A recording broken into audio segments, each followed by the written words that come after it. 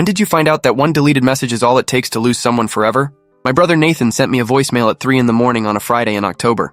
I didn't listen to it. I was annoyed, actually, because his drinking had gotten worse over the past year, and his late-night calls were always the same rambling apologies about things that happened when we were kids.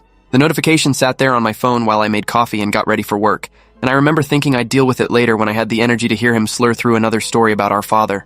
By noon, I'd forgotten about it entirely. My phone storage was getting full anyway, so during my lunch break, I went through deleting old voicemails without listening to them. Nathan's message from that morning was one of them.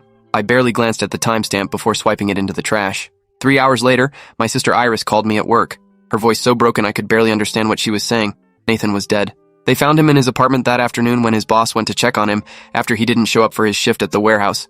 No signs of struggle, no note, just Nathan on his couch like he'd fallen asleep. The medical examiner would later say it was an overdose, accidental or intentional. They couldn't determine which.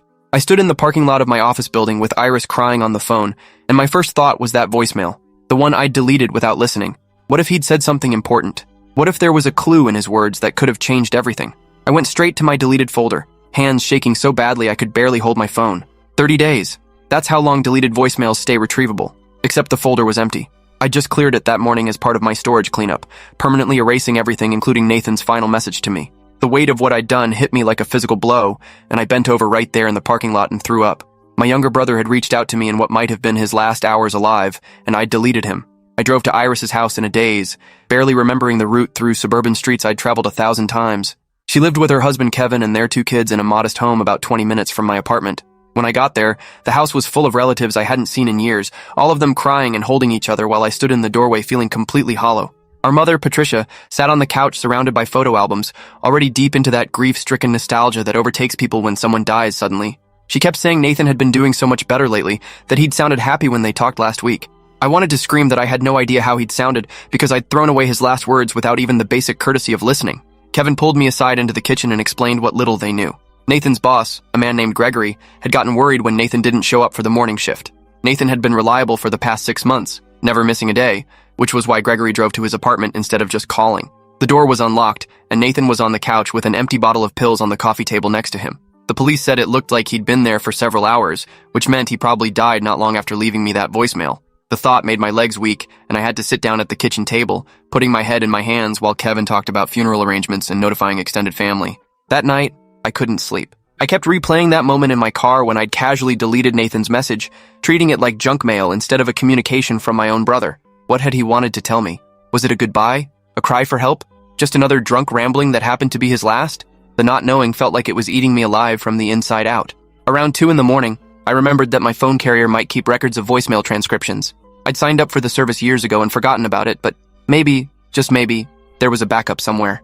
I spent the next 3 hours on my laptop, logging into every account I could think of, searching through emails and cloud storage for any trace of that message. Nothing. The transcription service had been discontinued 6 months ago, and all old data had been purged from their servers. I was staring at my computer screen when dawn broke, feeling more hopeless than I'd ever felt in my life. The funeral was scheduled for the following Thursday at a small chapel our family had used for generations. I spent the days leading up to it in a fog, going through the motions at work while my mind churned endlessly over that deleted voicemail. My boss, a usually understanding woman named Margaret, finally pulled me aside on Wednesday and told me to take the rest of the week off. She could see I wasn't functioning, and honestly, I was grateful for the permission to fall apart. I went home and sat in my apartment, staring at my phone like it might spontaneously resurrect Nathan's message if I wished hard enough. That evening, Iris called asking if I'd help her go through Nathan's apartment before the landlord cleared it out. The police had finished their investigation and released the scene, but none of us had the emotional strength to face his belongings yet. I agreed immediately, thinking maybe I'd find something there that would give me closure about what he'd been thinking that night. We met at Nathan's place the next morning, a shabby studio apartment in a building that had seen better days. Walking into Nathan's space felt like violating a tomb. Everything was exactly as he'd left it, including a half-empty beer on the side table and his laptop open on the kitchen counter. Iris started with the bedroom area, sorting clothes and personal items while I gravitated toward his desk, where bills and papers were scattered in chaotic piles. Nathan had never been organized, and sorting through his stuff felt like archaeology, uncovering layers of his life I'd known nothing about. There were past due notices for utilities, printed job applications for positions he'd never mentioned, and a journal I didn't even know he kept. I picked up the journal with trembling hands and flipped it open to a random page from 3 weeks ago. Nathan's handwriting was barely legible, but I could make out phrases about feeling trapped and wondering if anyone would notice if he disappeared. The entries went back months, documenting a spiral of depression and isolation that none of us had recognized. I kept reading, my heart sinking deeper with every page until I reached the final entry dated the night he died. The last thing Nathan wrote was a simple sentence, called Theo. Hope he picks up this time. My name on the page in his handwriting felt like an accusation. He'd been reaching out and I'd ignored him. Not just that final night, but apparently multiple times before. I flipped back through earlier entries and found other mentions of calls I didn't remember. Texts I must have read and forgotten to answer. Invitations to hang out that I'd been too busy to accept. The pattern was there in black ink. A documentation of my failures as a brother spread across months of pages. I'd been so wrapped up in my own life, my career and my routine and my carefully managed schedule that I'd let Nathan slip through the cracks. Iris found me sitting on the floor with the journal open in my lap, tears running down my face while I read about how lonely Nathan had felt. She knelt down next to me and put her arm around my shoulders, and when she saw what I was reading, she started crying too. Neither of us had been there for him the way we should have been, but somehow my guilt felt heavier because I had that deleted voicemail hanging over me like a curse. We spent hours in that apartment, boxing up Nathan's life into containers that would be distributed among family or donated to charity. In his closet, I found a shoebox full of old photographs from our childhood, back when our father was still alive and our family felt intact. There was Nathan at maybe 8 years old, grinning with missing front teeth while I stood next to him looking serious and responsible even then. Other photos showed family vacations and birthday parties, moments of happiness that seemed impossible given how everything turned out. Our father had died when Nathan was 16, and looking back now, I could see that was when things started going wrong for him. He'd never processed that grief properly, just buried it under substances and bad decisions until it finally consumed him completely. I put the photos in my bag to keep, feeling like I needed to hold on to some evidence that Nathan had once been happy. As we were finishing up, I checked Nathan's laptop one more time, opening his email to see if there was anything that might explain his state of mind. Most of it was spam and promotional messages, but buried in his sent folder from that final night, I found something that made my blood run cold. Nathan had sent an email to himself at 3:15 in the morning, just minutes after leaving me that voicemail. The subject line was, "In case I don't make it," and the body of the email was a long, rambling message that was clearly written while he was intoxicated, but trying to be coherent. He wrote about feeling like he'd wasted his life and let everyone down, about the constant weight of depression that he couldn't shake no matter what he tried. He mentioned our father and how he'd never lived up to the example that had been set, how he knew everyone in the family viewed him as the failure and the problem. Then, near the end of the message, he wrote about calling me. He said he'd tried to explain everything in the voicemail, tried to tell me what he was planning, but he knew I probably wouldn't listen because I never did anymore. The casual acceptance of my rejection, written in his own words, absolutely destroyed me. I read that email 3 times before Iris noticed I'd gone completely still and came over to see what I'd found. When she read it over my shoulder, she grabbed the laptop and kept scrolling, finding more draft emails Nathan had written but never sent.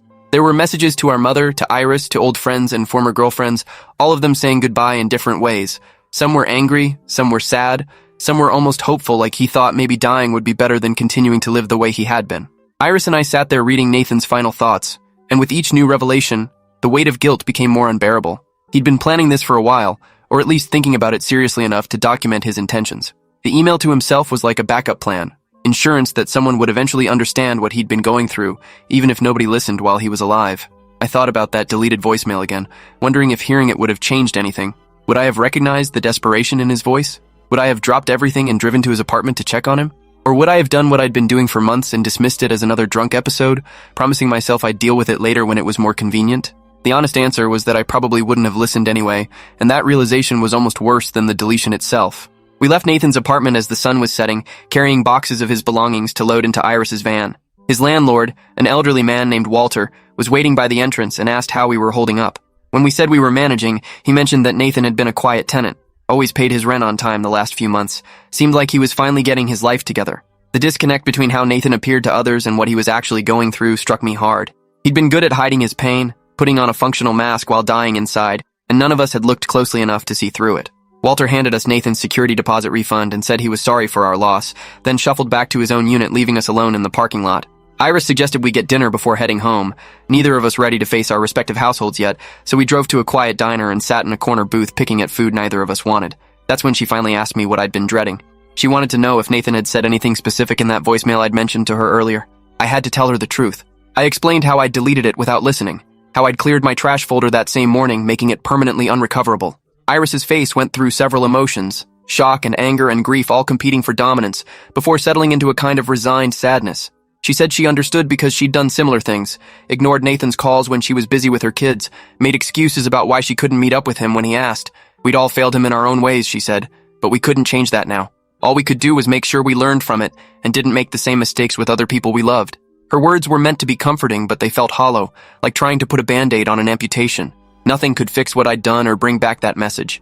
I would spend the rest of my life wondering what Nathan had said, what his voice sounded like in those final hours, whether there was love or blame or just exhaustion in his tone. The not knowing would haunt me forever, a permanent reminder of how casually we can throw away the things that matter most. The funeral service was exactly what you'd expect. A small gathering of family and a few of Nathan's co-workers who felt obligated to attend.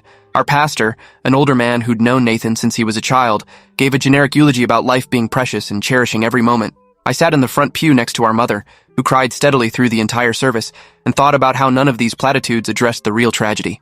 Nathan hadn't died in some unavoidable accident or from an illness beyond his control. He died because he was suffering, and nobody, including me especially, had paid enough attention to help him.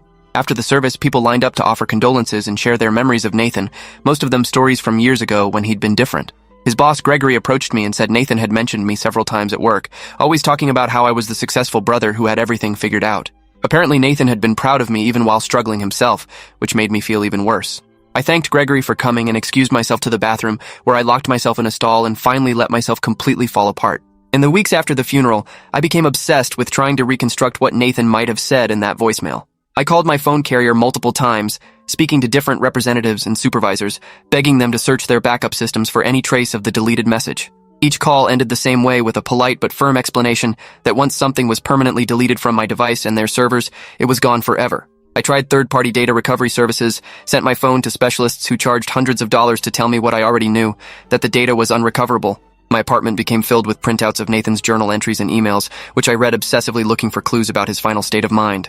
I stopped going to work consistently, my performance slipping until Margaret called me in for a serious conversation about whether I was capable of continuing in my position. I told her I needed more time, that I was dealing with complicated grief, but the truth was, I was spiraling in ways that probably mirrored how Nathan had felt before he died. Iris started checking on me more frequently, stopping by my apartment unannounced to make sure I was eating and functioning. She'd find me surrounded by Nathan's belongings, his journal open on my coffee table while I sat staring at my phone, willing it to somehow produce that voicemail. She tried to get me to see a therapist, even went so far as to make appointments for me that I promptly canceled. I didn't want to talk about my feelings with a stranger. I wanted that message back. I wanted to hear Nathan's voice one more time and know exactly what he'd tried to tell me. Everything else felt pointless compared to that single need. One evening about 6 weeks after Nathan's death, Iris showed up with her husband Kevin, and they staged what amounted to an intervention. They sat me down and explained, kindly but firmly, that I was destroying myself over something I couldn't change. Kevin, who worked in IT, had even consulted with colleagues about data recovery and confirmed there was absolutely no way to retrieve that voicemail. It was gone, Kevin said, and continuing to search for it was only preventing me from actually grieving and processing Nathan's death. I didn't want to hear it, but they wouldn't leave until I agreed to at least try therapy. Iris made me promise I'd go to one session with a grief counselor she'd found, someone who specialized in complicated bereavement and survivor's guilt. I agreed just to get them to leave, not actually planning to follow through, but Iris called the next morning to confirm I hadn't canceled the appointment. The counselor's name was Dr. Helen Pritchard, and her office was in a professional building downtown that smelled like carpet cleaner and artificial flowers.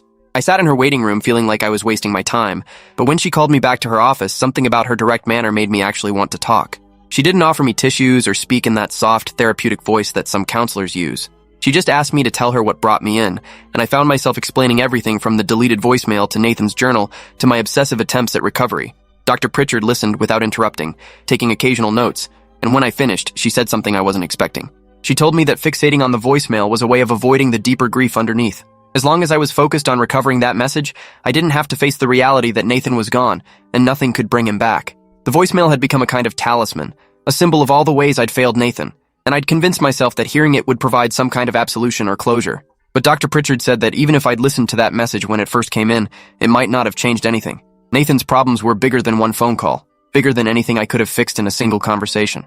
She asked me to consider what I was really mourning, the loss of Nathan, or the loss of my own sense of control. The question hit me like a slap because she was right. I'd spent my whole life being the responsible older brother, the one who had it all together, and Nathan's death shattered that illusion. I couldn't protect him, couldn't save him, couldn't even be bothered to listen when he reached out. That failure had broken something fundamental in how I saw myself. Over the next several months, I saw Dr. Pritchard weekly, slowly working through the layers of grief and guilt that had consumed me. She helped me understand that survivor's guilt was normal, especially when someone dies by suicide or overdose, and that the what-ifs would probably never completely go away. But she also taught me that I could carry those questions without letting them destroy me, that it was possible to honor Nathan's memory without drowning in regret. We talked about the pattern of distance that had developed between us, How it hadn't started with that deleted voicemail but had been building for years. I'd been pulling away from Nathan long before his final night, uncomfortable with his drinking and his instability, preferring to keep my own life neat and separate from his chaos. The voicemail was just the final manifestation of a choice I'd been making repeatedly to prioritize my comfort over his need for connection. Dr. Pritchard pushed me to examine why I'd made those choices, what fears or judgments had driven me to maintain that distance, and slowly I started to see how my own issues with control and perfection had contributed to our fractured relationship. Around the 6-month mark after Nathan's death, I finally felt ready to go through the boxes of his belongings that had been sitting in my closet untouched. Iris came over to help, and we spent an afternoon sorting through his clothes and books and random possessions, deciding what to keep and what to donate. At the bottom of one box, wrapped in an old t-shirt, I found Nathan's phone. It had been dead when the police found him, and I'd forgotten it was even in the stuff we'd taken from his apartment. Iris plugged it in and we waited while it slowly charged, neither of us sure what we'd find, but both feeling like we needed to look. When it finally powered on, there were dozens of unread notifications, including several missed calls from me in the days after he died before I'd known what happened. His photo gallery was full of random screenshots and memes, nothing particularly meaningful, but then Iris found his voice memo app. There were only 3 recordings, all from that final night, and my hands started shaking as she pressed play on the first one. Nathan's voice filled my apartment, slurred and emotional, talking to himself about everything he was feeling. The first recording was over 10 minutes long, a rambling stream of consciousness about his regrets and his pain and his exhaustion with trying to keep going. He talked about our father and how he'd never gotten over losing him, about feeling like a disappointment to everyone in the family, about being tired of pretending everything was okay when it clearly wasn't. Then he mentioned calling me, said he was going to try one more time to reach out, to tell someone what he was planning. The recording ended abruptly, and the second one picked up a few minutes later, this time with Nathan sounding more focused. He said he'd left me a voicemail explaining everything, that I probably wouldn't listen, but at least he'd tried. He hoped I wouldn't blame myself because this wasn't anyone's fault except his own. The words were meant to be comforting, but they had the opposite effect, making me feel even more guilty for not answering his call. The third recording was just 30 seconds long, Nathan saying goodbye to no one in particular, and then the sound of him setting the phone down. Iris and I sat there in silence after the recordings ended, both of us crying. These voice memos weren't the same as the voicemail he'd left me, but they gave us insight into what he'd been thinking, what his state of mind had been during those final hours. He'd been drunk, but not incoherent, sad, but not irrational, clearly planning what he was about to do while simultaneously reaching out for help. The contradiction was heartbreaking. Part of him had wanted to be saved, and part of him had wanted it all to end, and somehow the latter won out. I asked Iris if she thought hearing these earlier would have changed anything, and she said probably not. Nathan's problems had been building for years, and one intervention, even if perfectly timed, might not have been enough to pull him back from the edge he'd already fallen over. But she also said it mattered that we tried now to understand what he'd been going through, that we honored his memory by actually listening even if it was too late to help. We made copies of the voice memos, and I kept them on my phone, listening to them occasionally when I needed to feel connected to Nathan or when the guilt became overwhelming. Dr. Pritchard's response when I told her about finding the recordings was measured. She said they might provide some closure, but could also become another thing I fixated on, another way of avoiding present grief by staying stuck in the past. She encouraged me to listen if I needed to, but not to let the recordings replace the actual work of processing Nathan's death and my complicated feelings about it. Her guidance helped me maintain some balance, and over time, I found I needed to listen less frequently as I slowly made peace with what happened. I returned to work full-time after negotiating a reduced schedule with Margaret, who'd been surprisingly understanding about my extended difficulties. My performance never quite reached previous levels, but I was functional again, able to focus on tasks without constantly spiraling into thoughts about deleted voicemails and missed opportunities. Iris and I grew closer through our shared grief, making a point to have dinner together weekly and actually talk about how we were doing instead of just exchanging pleasantries. On the 1-year anniversary of Nathan's death, our family held a small memorial at his grave. We each brought something to share, stories or photos or items that reminded us of him. I brought a printed copy of his journal entries along with a letter I'd written explaining everything I wished I'd said to him while he was alive. Dr. Pritchard had suggested the letter as an exercise in expressing unspoken feelings, and reading it aloud at the grave felt like a small act of closure. I apologized for the distance I'd maintained, for the calls I didn't answer and the time I didn't make, for deleting his final message without listening. I told him I understood now that he'd been hurting far worse than any of us realized, and that I was sorry we couldn't help him carry that weight. The words felt inadequate but necessary, and when I finished reading, Iris put her arm around me and said Nathan would have appreciated me trying. Our mother, who'd been quieter this past year as she dealt with her own grief, added that Nathan had always looked up to me despite everything, and that he would want me to forgive myself eventually. The question of what was actually in that deleted voicemail still haunts me sometimes, usually late at night when I can't sleep, and my mind wanders to dark places. I've constructed dozens of possibilities over the past year, imagining everything from a desperate cry for help to a calm goodbye to an angry accusation.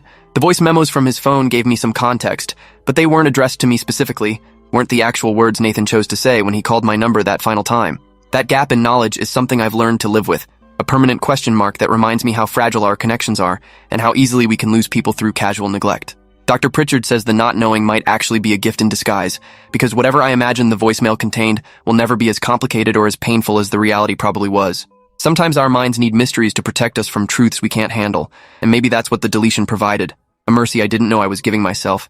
These days I'm more careful about staying connected to the people I love. I answer calls even when it's inconvenient. I respond to texts promptly instead of letting them pile up. I make time for coffee or dinner when someone reaches out. It's a conscious effort to push back against my natural tendency toward isolation and control, to remain engaged even when it's uncomfortable. Iris notices the change and comments on it sometimes, saying I've become a better brother to her in death than I ever was to Nathan in life. The observation stings, but it's accurate. I'm trying to learn from my failures, to make sure Nathan's death counts for something beyond just grief and regret. I've started volunteering at a crisis hotline once a week, answering calls from people who are struggling and need someone to listen. It doesn't erase what I did or didn't do for Nathan, but it helps me feel like I'm honoring his memory in some small way. The hardest part isn't the big moments like anniversaries or holidays. It's the random Tuesdays when something reminds me of Nathan, and I instinctively reach for my phone to call him before remembering he's gone. Or when I see someone who looks like him from behind and my heart jumps before reality crashes back in. Grief isn't linear despite what people say, and some days the weight of that deleted voicemail feels as heavy as it did the day I realized what I'd done. But most days now I can carry it without being crushed, can acknowledge the loss without letting it consume me entirely. Dr. Pritchard says that's progress, that learning to hold space for both the grief and the rest of life is what healing actually looks like. I'm not sure I'll ever fully heal from losing Nathan the way I did, but I'm learning to exist alongside the pain instead of being destroyed by it. And maybe that's the best any of us can hope for when we lose someone to their own demons and our own failures combined. Appreciate you watching this far. If you enjoyed it, drop a like, leave a comment, and subscribe so you won't miss the next story.